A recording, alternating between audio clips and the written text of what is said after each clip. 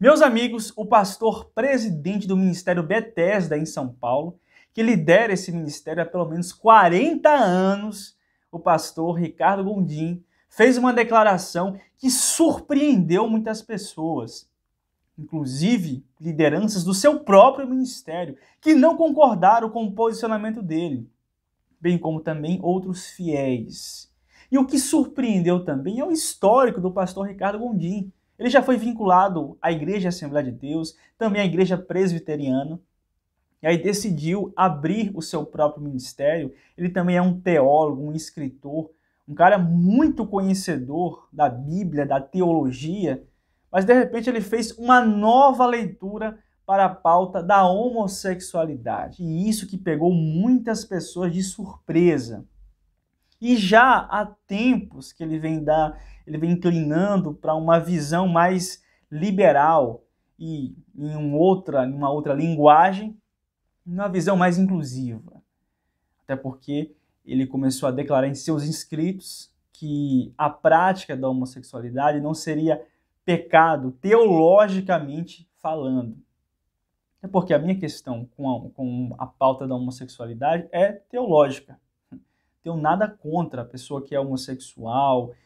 Tem pessoas que, já falei isso em outros vídeos, homossexualidade não tem nada a ver com doença ou ser coisa de caráter, é comportamento. Mas um comportamento que biblicamente não é aprovado diante de Deus, biblicamente, teologicamente falando. Mas o pastor Ricardo Gondim, essa visão agora não é mais a visão que ele tem pregado. Inclusive, vou mostrar para vocês aqui na íntegra o que ele falou. E se você não conhece o pastor Ricardo Gondim, ele é um pastor influente, mas parece inclinar, ele é um pastor, ele é progressista. Ele parece inclinar para a mesma corrente do pastor Henrique Vieira. Vocês se lembram do Henrique Vieira? Até comentamos sobre ele aqui no canal, mostramos aqui um evento, um casamento, na verdade, onde ele celebrou a união de duas mulheres. Ele casou duas mulheres. E o pastor Henrique tem aquele discurso, temos que celebrar a diversidade, e na verdade ele apresenta um evangelho social, de compromisso social. Ele ignora a parte espiritual da Bíblia Sagrada, os mandamentos espirituais, e ele fica muito mais focado na área social. E assim, a Bíblia, ela automaticamente ela vai influenciar a tua vida em sociedade, a tua conduta, a tua forma de tratar o próximo. Só que ela não se resume ao compromisso social. Ela vai muito além disso. E eu vou comentar aqui algo muito importante sobre essas coisas que estão acontecendo. Gente, Jesus, ele está voltando. Não tenha dúvidas disso. Deixa eu mostrar aqui para vocês um trecho da fala do pastor Ricardo Gondim. Na sequência, vou mostrar aqui a declaração dele que gerou toda essa polêmica, mas para você conhecer ele, o discurso dele, dá uma olhadinha aqui nesse trecho. Um viés não de militância político-partidária, necessariamente. O viés político da igreja é daquela de interpretar as condições sociais, econômicas, e fazer, a partir dessa análise das questões sociais e econômicas, prognósticos do que pode acontecer no futuro, do que pode acontecer em tempos posteriores. E a minha análise, profeticamente falando, do que pode acontecer com a humanidade nesses próximos 3, 4 anos, a minha análise é uma análise de que nós enfrentaremos um tempo de vacas magras, e com o tempo das vacas magras nós vamos enfrentar muita instabilidade, muita violência urbana. Já estamos vendo no Brasil uma escalada de assaltos, de roubos, de gente abordando outras em semáforos, porque a fome, a miséria é um dos fatores, não é o fator, mas é um dos fatores para isso aí tudo que a gente vê acontecendo no mundo. E eu fico pensando muito assim no meu papel, na minha posição, como pastor, como cidadão, como pai, como avô, nessa escalada e nesses tempos ruidosos, de ruídos muito grandes que nós vivemos. Uma das questões nossas, que eu digo, que eu acho que é importante a gente notar, é é o processo de alienação. Nós temos que tomar muito cuidado com processos de alienação. Quais são os processos de alienação? É tirar a gente do contato. Pois bem, por esse vídeo deu para ver mais ou menos como é o discurso do pastor Ricardo, aquele discurso mais sociológico, né? É na mesma linha do pastor Henrique Vieira. Agora dá uma olhada aqui no que ele falou, né? Praticamente ele falou abertamente que agora a igreja dele vai ser inclusiva, como é a igreja de Lana Holder e de outros. Dá uma olhadinha aqui na fala dele, no que ele falou. Antes de tudo, se você não é inscrito no canal, eu já quero te convidar a vir para a nossa família. Esse canal aqui, ele com certeza tem algo de muito importante para agregar para você. Porque aqui nós nos posicionamos e mostramos a verdade. A gente precisa se posicionar.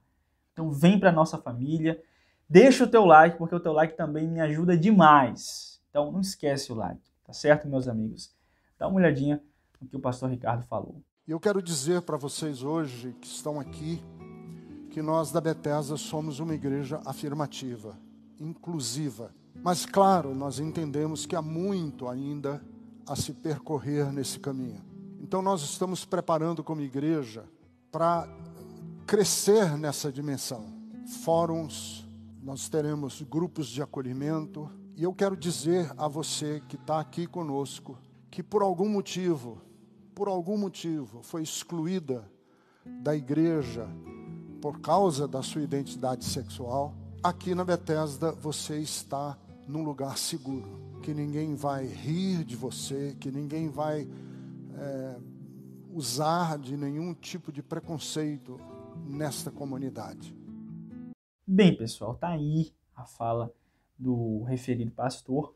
E assim, muitas pessoas querem defender esse tipo de pauta. Eles vão, assim, em alguns pontos que são legítimos, que realmente devem ser levados em consideração, e aí eles querem mascarar outros pontos.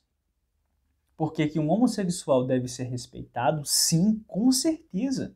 Que um homossexual deve ser recebido em qualquer igreja, mas é claro que sim. É claro que sim. Eu quero ver qual é a igreja que diz assim, ó, não pode entrar aqui homossexuais.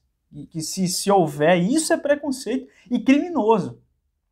A igreja tem que receber qualquer pessoa. Agora, uma outra coisa é você querer mudar uma leitura teológica para adequar o comportamento de uma pessoa que é até repetitivo, isso aqui no canal, mas a gente precisa falar. Porque essas pautas e esse tipo de coisa está acontecendo com muita frequência. Foi isso que deu a polêmica com a Bruna Carla.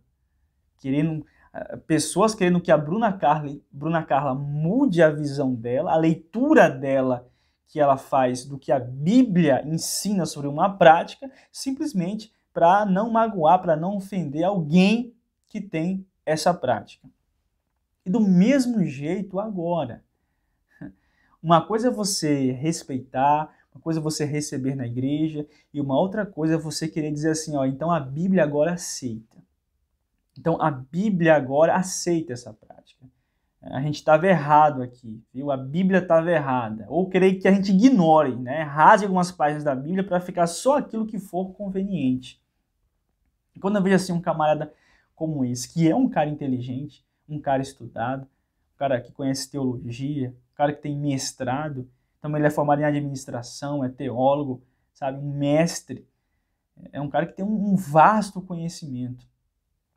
Mas aquilo que a Bíblia diz, que a letra mata, mas o Espírito vivifica. Porque o conhecimento, sem o conhecimento bíblico, sem o esclarecimento do Espírito Santo, sem a unção de Deus e sem o temor de Deus, ele muitas vezes danifica, ele engana, ele ilude. O indivíduo, ele precisa de uma direção de Deus. Eu não estou aqui indo contra estudar teologia, pelo contrário. Inclusive, já estudei teologia, quero estudar mais e vou estudar. Tem especializações que eu quero fazer, eu amo teologia e acho importante conhecer mais. Mas sempre, acima de tudo, tem que vir o temor a Deus e tem que vir a unção de Deus. O Espírito Santo ajudando a entender, a mente conseguir de fato absorver o que a Bíblia ensina, porque a Bíblia não é um livro fácil. Se você entrar com uma mente humana para você compreender, você vai se embaraçando em um monte de coisa.